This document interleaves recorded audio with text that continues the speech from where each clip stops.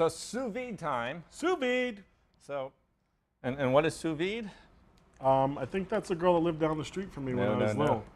No, that means we're going to bag it. Yes. Okay. It's cook in a bag under That's pressure. Right. That's right. Yes. Like me. I'm under pressure right now. This looks like a CSI bag, but it's really for food grade. So, so basically, we have some beautiful steaks here. That is There's beautiful. some nice salmon. So, tell me, what product did you pick up for us here? This is a dry aged, so the ends were a little darker, but you can see beautiful color on this. 28-day dry aged New York strip steak. All So right. from a whole strip loin, cut down portion to this size for us. Beautiful color on there. Nice marbling on there, so they are prime steak as well. Wow. And then over here we have our Atlantic salmon, so you know, with nicer fat content than say the coho. King salmon would have even more, but within budget for anyone at home, this is something you can easily treat yourself and prepare at home. We just took the side of salmon and cut it down to this particular portion so they cook nice and even, especially for the sous vide. Was it the left side or the right side? Both sides. Okay. No That's waste. correct. All right. Awesome. So now with our dry aged meat, so what happens during the aging process? It's held under a certain temperature and humidity level. So, but what does that do to the meat? Basically what it does is, it's kind of like when you clarify butter, you take the butter and you cook that butter down, you skim off the milk solids. That's clarified butter. You start off with a pound, you end up with about 12 ounces. Similar to the beef. So when you put it under that aging and the humidity, it starts to kind of take some of the moisture of the meat out and dry aging. Therefore, if you start off with that pound of meat or so, you may end up with a couple ounces, 3-4 ounces off on each pound, which thus raises the price of the beef. But stronger, beefier flavor. Those of you that really like steak and like beef, treat yourself. It's going to cost you a little bit more, but well worth the price if you know how to cook it. If you know how to cook it, and we're going to show you a almost foolproof way to cook it. Absolutely. Foolproof, I'm in. Okay. So with this process, you put it in the bag. We've got a little vacuum sealer. There's a little home style one. We have a commercial one here, but the same principle. Takes all the air out of it. All right. So we have a reduced oxygen packaging here. And if you were to put a marinade in here, that would help that marinade to penetrate into the meat much more, as opposed to like a static marinade. That will really penetrate. So once that's all done, we get it sealed up, and it takes a bath. Yeah, we have right over here. This is our water bath that has. You have your home version one here, which is about a couple $100 now. That's about $150. It's Yeah. actually not that bad. So not bad at all. And some of you have remote controls for them, or it hooks up to your phone. Yes. And, this is the one that's a commercial one, and this one's probably going to run you closer to $1,000. But again, this is for commercial use, where you're going to be charging customers. I don't know if you're charging anyone in your home, but you may want to get the home version, which works just as well. It will set the temperature exactly what you want. We have it set at 135 degrees Fahrenheit. So basically, what we have in here, should we take them out now? Yeah, why don't we do that? The raw steak is completely cooked through now. And I'll just put that there. And for these, we didn't season them, we didn't marinate them, because we bought such a good quality beef that we wanted to let that shine, and we'll just do some surface seasoning before we cook it. And this is actually cooked through right now. So the beauty of this is that it holds it at the right temperature and it doesn't overcook. Exactly. So we have our salmon here, and same thing. This is completely cooked through already. We left the skin on, so the skin is scaled on this already. So it's beautiful. I like the skin, so I'm going to crisp that up and we'll cook that. So this was our raw portion. These are completely cooked. We could take this salmon right out of the bag, and it's going to have a texture similar to the raw, but it's going to be cooked fully through. Great. And this particular machine comes with a feature we really like right now. Is an off button. Yes. It gets kind of loud. Yes. So let's see. We need some scissors. We should do the seafood first. Sure. Got a little bowl there, if you like. This is cooked through, and unlike, if you cook something in a crock pot, like chicken, for example, you leave it in there 6 hours, you're overcooking it. And what happens is the protein is cooked so much that you're squeezing all the moisture out of it. Here, it's held at exactly the right temperature, so all the moisture stays in it where we want it to be. Which is what you said. If you wanted to season it or marinate it right in the bag, you could definitely do that. Exactly. And the beauty of this is if you're having a dinner party, you have guests over, and you have fish or steaks, you leave it in the water bath, right? And so when someone's ready to eat, Within 5 minutes, throw it on a grill. It's done. It's perfectly cooked. So these look very nice. I may want to wipe off some of the fat here. So make it a little prettier. So yeah, so you'll get a little color change, all right? Because as the proteins cook, right? Typically, if you throw something on a hot grill, the proteins will cook, and as the protein strands, they shorten, and that's why you get that color change. Here, you notice you really didn't get a real lot of color change because it's cooked at just the right temperature. On the skin side, on this side, we got more, but we could have also done 125 degrees instead of Exactly. 135, since we knew we were finishing off in the pan. So I'll just wipe some of this off. This is actually some of the protein because it was a little higher temperature because we had the steak there, and that's what happened with that. But again, this is fully cooked product. I can eat this right now, almost similar to like a poach would be, but firmer fish. Right, So- right. So I'm going to put a little kosher salt and pepper on here. I'm going to fire up my grill. Doing pan seared here for both of these, all right, which is kind of nice. Although if I was to do it at home, I would probably throw it on my grill, maybe throw some wood chips down in there. That would be very nice. You should come over for some time. Yeah, see, there's an invitation. There it is. It's been 11 long. What? Did you say something? No, not a word. Okay. All right, So wait, there's more. thank you. Okay. So we're going to season this nice and liberally because we didn't season it before, which we could have. Okay. Seasoning aggressively. Aggressively, yes. All right. And again, skin on the fish, that's up to you. I like that. We're using grapeseed oil. We are indeed. I'm going to do this skin side down. Ooh, like that sound. Yeah, we like to cook here, right? I feel So heat. we're gonna. So this oil in this pan. It's actually the first time I'm using this pan. It is true. You don't really need any fat on there, do you? So if you want to cook with less fat, there you go. Just want to crisp that skin up a little bit. Turn my heat down a little bit.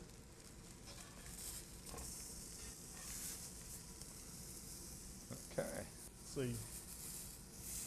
And I'm going to actually, this is one of the misnomers that people say with steaks and burgers, that you can only flip things once. As long as you're gentle with it, you can flip them as many times as you want. In fact, it's going to create even cooking and even heat. Ooh, be gentle. Okay, I'm You going to sh- throw my steak on here. Oh, all right. That's that beautiful sizzle sound, right? Yeah, I want a little more sizzle than that. Frankly, that's a little disappointing. Oh, I'm there we sorry. go. Here it comes. A lot of times with the cast iron, we preheat it for at least 10 minutes ahead of time. The other thing is, too, there's not a lot of moisture in this product, so if there's more moisture, you hear a lot of sizzle. Nice. And a lot of times with the fish, I would normally put a little bit of light flour on there to get a really nice crust on Right, it. right.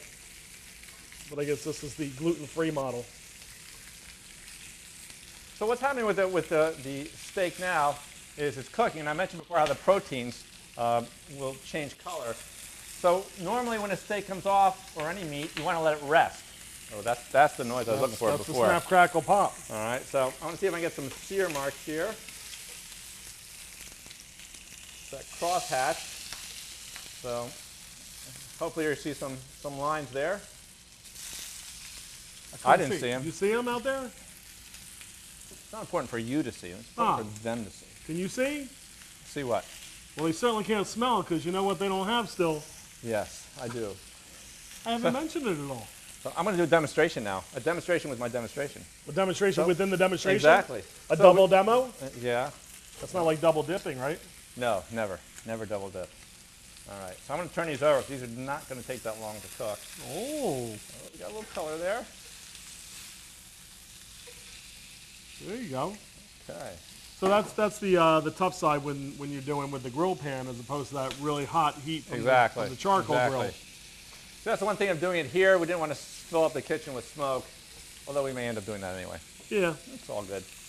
If you cook that, if you dry that raw steak off and cook it, you probably get more marks in the sous vide because they're so moist from being cooked yes. through. Yes. But they're going to taste fantastic. Really, the sear is more for the texture Right. because it's already cooked through. Exactly. You got that Maillard reaction that makes it taste different than if it was just boiled.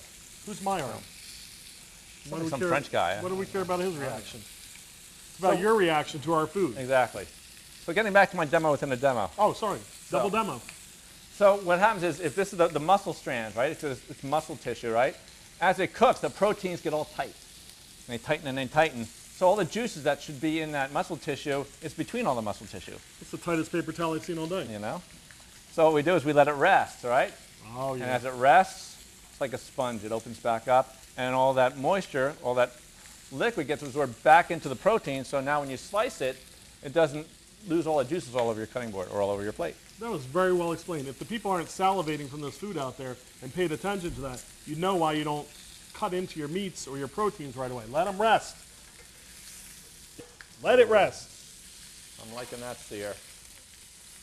Mine's done. Well, it was done when I put it on here, but it's got the It is crispness done. and the texture that I want. Now yours has to rest longer than mine, right? Because Exactly. it's a bigger piece of protein. It's got to rest. It's a little tired. It's been a busy shoot. Set it on our plate here. There we go.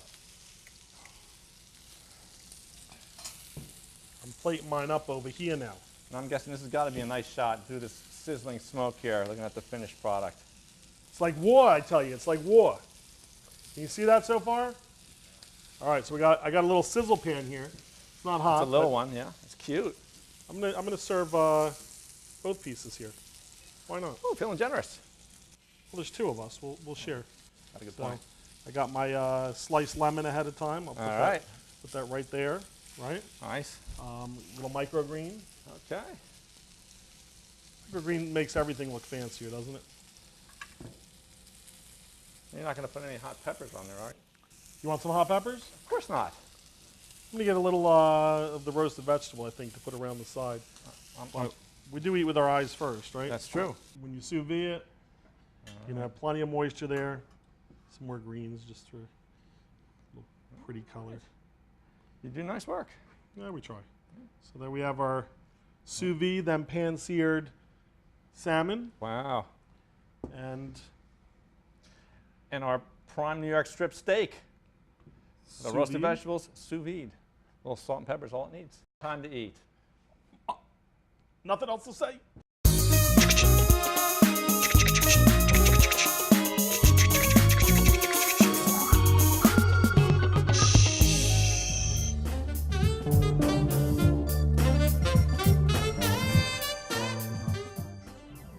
Here we are at Retro Kitchen here, and today I got things that are sharp.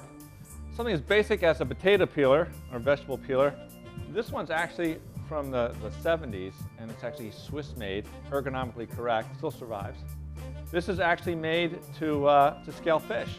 And these days when we scale fish, we typically use the back of a knife or even a spoon and just push against the scales. Rather sharp. Stainless steel little hacksaw. This was standard in kitchens back in the day, not so much anymore. And then something that's really different, I've only seen once and only once here, because here's a blade on one end and a hacksaw on the other. So you got a rack of lamb, and you're cutting through, and then you hit a bone, you just flip it over, saw your way through, and you're done. Retro sharps.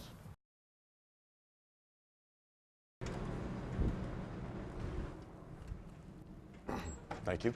All right, well, welcome, Chef Frank Bellotti. Thank So you very glad you much, made Chef. it. So now, you come from Staten Island. I mean, you haven't talked a whole lot yet, so maybe you haven't figured that out yet. But Yes, I am from Staten Island, New York. so I'm guessing you did a lot of family meals there, huh? Oh, yes. Yeah. so- Very big on eating together. Like Sundays? Sort of like a Sunday, big yeah, thing. definitely a big Sunday dinner. So now, did you start cooking a lot when you were younger? Oh, I've been cooking for years. So like, when I was younger, I would always like to help out my mother and father when they were in the kitchen, and I grew to love it more and more every time I helped out. So at one point, did you, jump to being professional chef? Did you figure that you wanted to do this? That, yeah, I can do this. I got this. Well, I was hanging out with a bunch of my friends, and we're actually behind a restaurant, and a good friend of mine's father said, I know this is what you want to do for the rest of your life. Stop hanging out back here. Took me into the kitchen, told me to start working, and from that moment on, I just kept working. Oh, that's outstanding. So now I'm sure at this point, now, you get a lot of questions about Hell's Kitchen. Yes. Right? Season 13, Lucky 13, right? That's So- right. So now, what was your big draw from that? I mean, what did you gain from that? Wow. I mean, just working under Chef Gordon Ramsay it was a huge thing. Every little thing that he was telling me, like the most little things that you could think of, they really changed the way I thought and the way I worked, my work ethic as well. Very passionate man. Oh, yeah. Yeah. And he calls a lot of people a lot of different names. Oh, yeah. And he had a name for you that I thought was interesting. Pretty Boy. Yeah, that one. Yep. Pretty Boy followed by a bunch of bleeps. Yes. So now, did that inspire your Twitter name? Not so much. I mean, I had that for a while. But, And what is your Twitter name, by the way? Kiss the Chef. Yes. 2 F's. Okay. So now you're going to cook for us today? What's on our menu? Today I'm going to be doing a pan-seared scallop with a Japanese purple yam and polenta, Korean polenta. Outstanding. Well, I think we need to put you to work, Chef. I'm all ready for it. Follow me. Let's hit the kitchen. Let's do it. Chef Frank, we have Chef Frank Bellotti in the house. How are you, Chef? How you been? All right, how about you? Pretty good, pretty good. Bellotti. That's right. Whoa. 2 Franks. I'm out of here. Thank you very much, Chef. I'll see you in a bit. So what's going on? Look, I have your. Still have it. You are not only a culinary artist, but a true artist. That beautiful cutting board you made for me once upon a time. That was like 3 years ago. I treasure it. It's got the signature on the back there. See? You're awesome. It's a beautiful thing. I have that at home on my dining room table, but I brought it in knowing you were coming in. And I see here we have some Jersey Fresh, even though you're from Staten Island. From Staten Island, but I heard that these were caught today, so I said, let's do the show. You'll be okay with the Jersey Fresh product. I think we'll be great. Absolutely. So what are you going to do for us? You're with Mr. Chow now. I'm with Mr. Chow in Staten Island, New York, with an Asian-Italian fusion. We also do some traditional of both as well. Asian Italian fusion. Yep. So how are you going to do a fusion dish with Asian and Italian with the scallops? Well, I'm gonna do a Japanese purple yam polenta. So you have the Asian and the Italian of the polenta. Gotcha. And I'm gonna do with a pan-seared scallop and maybe a little bit of Parmesan crisp. Well, let's get started. I'm gonna switch spots with you so you can have at the burner. But I'll be glad to assist and pass over. You got the black gloves there. Yes, I do. To go with You're the one who inspired me for these. I don't know what inspiration that is. Well, you had them. and they look sharp, especially with the Mr. Chow chef coat there. That's right. So what are we going to start with? We're going to start with the polenta, you said? Yeah, so we're going to start off with the polenta. What I like to do is I do a 4-to-1 ratio. 4 being the cream. It's half cream and half chicken stock. Okay, well, it's not looking too appetizing right now, but I'm sure you're going to turn it into something delicious. I promise you will be delighted. I'm always delighted with your food, so. That's likewise. Today will not be any different, I'm certain. What are you in need of? You got some polenta? Well, I'm going to start off by taking these beautiful Japanese yams, purple yams. So you're starting Asian. Starting Asian. There you go. Thank you so very much. This is one that you're actually doing on the fly because when you originally came here today, you were going to do some gnocchi for us. That's right. And then you twisted up. You saw the beautiful Jersey Fresh scallops that were brought in. How can I not do it? Well, hey, these were in the water yesterday, and now today they're going to be on our dinner plate. You can't get fresher than that. Not much, right? No, not too much.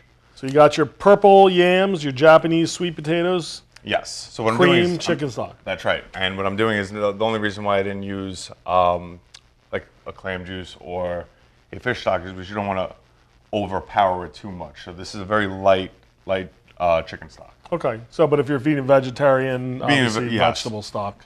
Yes, and then you wouldn't have scallops either then. That's true. So. Unless you're pescatarian. Yes, that's another thing. So at this point, I'm just steeping the purple yam just to bring out the color. Is that legal in Jersey? You think we could steep it? I think we're okay. Steeping. We're steeping. So bringing out the color. At this point, you could also zest a little bit of the lemon into it. Let me get your special tamari soy sauce out of the way. And it's nice, the zest, not only, like you said, to bring that freshness out, but also helps lower cholesterol. Did you know that? I did not know that. Now, after we bring this up, After you steep. we're steeping. Eventually we're gonna bring it up to a boil. So we're gonna bring this up, and you'll notice that the cream will start to rise. Yes. Isn't that a saying? The cream rises to the top? It rises to the top. Such as you have in your career. I'm trying. I'm trying. You're doing well. Oh, thank you very much, Chef. So right before this comes up, we're gonna kill it. We're gonna drop it down. Now, for Jersey talk as opposed to Staten Island talk, what he means by killing it is turning off your heat. Turn off the heat. Yes, Let it drop back down. It's close. Right? I don't see any weapons yet, so. Oh, we have them. We're in the kitchen. So while that's going, it's slowly starting to rise as we speak. So you have it at a light simmer. You'll see a catch, and then we're going to drop it down. We're going to add some butter to it when that happens. Put a little butter in it. A little bit of butter. You'd eat it. You know you would. Oh, of course I will. So with the butter, now You as you need can more see- butter than that? Yes, please. You remember Paula Dean in the show we worked with? And it's down. See, now you're killing it. Boom. It's killed. Butter's in. It helps it drop the temperature, and it's going to add to the creaminess of this polenta. It's going to make it very nice and nice. rich. You don't want to overpower the scallop. I mean, how beautiful are those? Oh, they are beautiful and very fresh. I mean, you could probably eat these raw, but they're so fresh, and they are actually sashimi grade. Well, So- I just keep that in mind for later. Absolutely. Well, this is basically just your liquid for cooking the polenta then. That's correct. So you're going to a lot of trouble and effort to make this base, if you will, to cook the polenta. A lot of flavor, a lot of color. Is that how you typically cook at the restaurant? Yes, I like to do a saffron polenta, which is similar in style on how you would prepare this. I just put a little bit of salt in as well. The saffron is beautiful. It's extremely floral. I mean, it brings out like a lot of flavor. You gotta love saffron. Sure. I mean, I think it's one of those things people love or hate. That is very and a true. little bit goes a long way. Yeah, and it's one of the most expensive. Just, I was going to say, Yeah. not just in flavor, in your wallet, too. All right. So, one of the things that we always show in class, we say, this is a home cook, pinch of salt, right? And this is a restaurant, pinch of salt. That is the truth. That is the truth. More salt, more sugar, Yep. more fat, more flavor. That's exactly right. And if you're wondering why your food doesn't taste restaurant quality, you're probably not seasoning it enough. Exactly. Usually recipes are given out there to, replicate the dish, but in not a non-healthy way, let's say. Sure. So you adjust, that's why it's seasoned to taste. Now we're slowly adding the polenta. There it is. You don't want to make it clumpy. So you got to continuously stir. Do you steep it, too? It's being steeped as we speak. Which prevents clumpiness? That prevents clumpiness. That constant stirring. So that's, again, that little bit of love, a little bit of love and a little attention. We're using stainless steel. If you're using aluminum at home, you may want to use one of those KitchenAid spatulas That's true. because it may start to discolor the scraping with the metal on aluminum. And that's exactly Yeah. right. What is that? It's oxidation, correct? Something like that. Something to that Something effect. scientific. Yeah. Where's Bill Nye, that science guy? Yeah. Can you just pop in and tell us? So that's the polenta cooking that flavorful liquid with the cream, the chicken stock. And how long are you going to let that cook for, that polenta? Well, we're looking at an additional about 3 minutes. But now be careful. As you're doing this polenta, you're going to keep it hot. It will pop, and if this gets on your skin, it will burn. You think? Yeah, it will burn. I'm stepping back. No, you're fine, Chef. I've done this maybe once before. Burned yourself or cooked polenta? Cook polenta. Now, at this point, we're going to add a little bit more butter. A little more butter, a little bit more fat, right? Fat, salt. You can't go wrong. And the best part, What's the best part? the cheese. The cheese. Now, you don't want to What put kind too of much cheese? This is actually Grana Padano. Who? Grana Padano. Ronald McDonald. Ronald McDonald, he's my cousin. Is he? Yeah, no. I have same hair. You can see that, no? So the Grana Padano, that's your Italian cheese, and what's that going to do for? Obviously, it has some salt. Add some salt, a little bit more silkiness, and a little more. It's more nutty than a Parmesan Reggiano, Okay. but it's definitely going to be silky. Are you doing any other? So your Asian influence, you have that Japanese sweet potato, and then the rest is so far Italian. Is there anything else you're doing to that, or is that your twist? This is my Jap- twist right here. The Japanese potato with the Italian flavorings for it, That's and the correct. Italian technique too. That is correct. So very cool. So what I'm going to do is I'm going to drop this down because we're going to use this for the bottom of the plate. Okay. So that's going to go with the 2 Utes. With the 2 Utes. And we're going to bring out our lovely cast iron. Uh-oh. Is this for the scallops? The scallops are ready to Oh, roll. yeah, I'm ready. Let's see. 1, 2, 3, 4, 5, 6, 7, 8. I can count. You can. I can. So that's, How many do you want to cook? What do you think we should do here? I think 8. I think we're going to do 8, but I'm going to plate up with 3. So we have a little bit of salt. You want to season them. Okay. Salt and pepper. Always nice. Let me get, you're not using this for now, right? Not at the moment. Put this over here for you. And that's what I always say with scallops. 2 things that are very, very, especially with such a fresh day boat scallop like this, don't go crazy with seasoning. Salt and pepper is fine. You know, if you want a little Old Bay or something, whatever you're into. And don't overcook them. Don't overcook them. That's the biggest thing. Yeah, good quality product. It's all about the ingredient, right? 100%. So you want to make that the star of the show. We Absolutely. don't want to make the polenta the star. Absolutely. So this is some whole butter. Now, you think whole butter, we're getting that smoke, especially with the cast iron. I know flavor-wise. Flavor-wise, unreal. But what we're going to do is we're going to cut it with a little bit of grapeseed oil, kind of fortify it. Absolutely. So that'll basically lower our smoke point a little bit, right? That's correct. Perfect. So the butter's more for the flavoring and also, I guess, for the browning too, right? That's correct. And the grapeseed oil, just putting it in there, lowers that smoke point. Yes, sir. Excellent. Beautiful. And cast iron, do you like cooking with cast iron? I love cooking with cast Yeah, iron. it's- I really do. How about yourself? I think it's kind of one of those things that's come back into style. But cast iron, you know, the way it holds its heat, the way it cooks evenly, it creates that, you know, Maillard effect with the caramelization, drawing out the natural sugars of the protein. I think cast iron is the way to do that. I agree 100%. And a lot of people are scared of the cast iron because Yeah. what happens is a lot of people, they'll wash them. And once they wash them, they'll leave Yeah. them, and then it becomes rusted. And they're like, I need a new pan. Exactly. No, the right way to use a cast iron pan is, let's start with this real quick. We have the smoke coming up, so you know it's hot. Sure. You hear that kiss? Yeah. That's the right way right there. Beautiful. Now, whenever you're cooking anything, you really don't want to overcrowd the pan. So we'll see how many we can get with this. We'll see if we can smoke the place out too, because normally at home you'll have your hood vent, which will capture this smoke. Here, right. since we're cooking on this portable burner, we don't have that luxury, but We don't. you know, you definitely want to make sure you have that, and that's another reason you don't want to overcrowd that pan, right? That's correct. Now, I got a nice golden brown. I want to give it a little bit more crisp on that. I like a nice crust. Absolutely.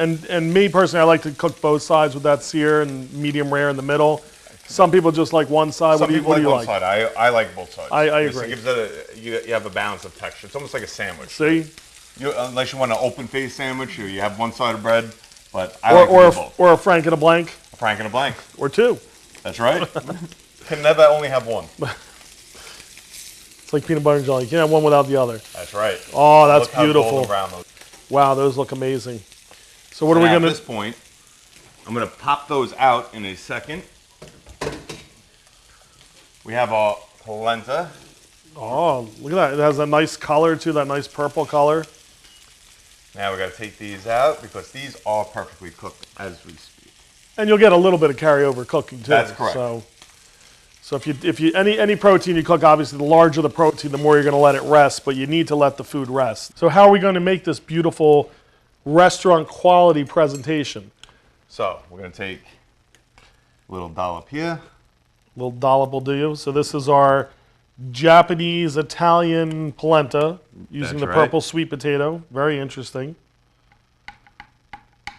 Now, is this something you've ever made at the restaurant? No, I haven't. See, maybe it'll go on the menu now though.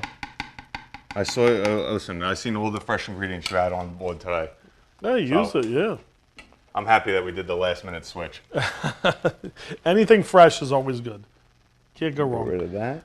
He's got to do his wipe down, right? That's right. You eat with your eyes first, so it's got to look the part. It's gotta look beautiful. So Is that a little schmear? little schmear? Those scallops are rested beautifully. Oh, look, they are lovely. Oh, these are gorgeous. So you got one for each schmear. One for each schmear. Now, what would you serve this as an appetizer dish? Yes. I could Okay. serve this as, I definitely would serve this as an Yeah. appetizer. Because these are a 10-20 scallop, so probably about 15, 20 of these this size per pound. So Yeah, that's right. beautiful. And what We're gonna do a little bit of micro. I'm with you, chef. You don't want to go crazy with them. I love micro. They make everything fancy. Oh, they do. Well, what I'm gonna do is I'm gonna lightly squeeze a little lemon. Oh, nice. You can't get fresher squeeze than that, right? And are you counting like Rain Man, 17 drops of lemon? No, that was 4. It was 4? Yeah, 4 per each. Oh, You sorry. weren't counting. No, I wasn't. Wait, were you? Beautiful. And touch more salt. See, again, more salt, more sugar, more fat. Can't Beautiful. go wrong with that. Hey, can we put that right on the... I could go right here, right now. See, your culinary art with your actual artistic art. What It's a lot of arts. what we do is just art.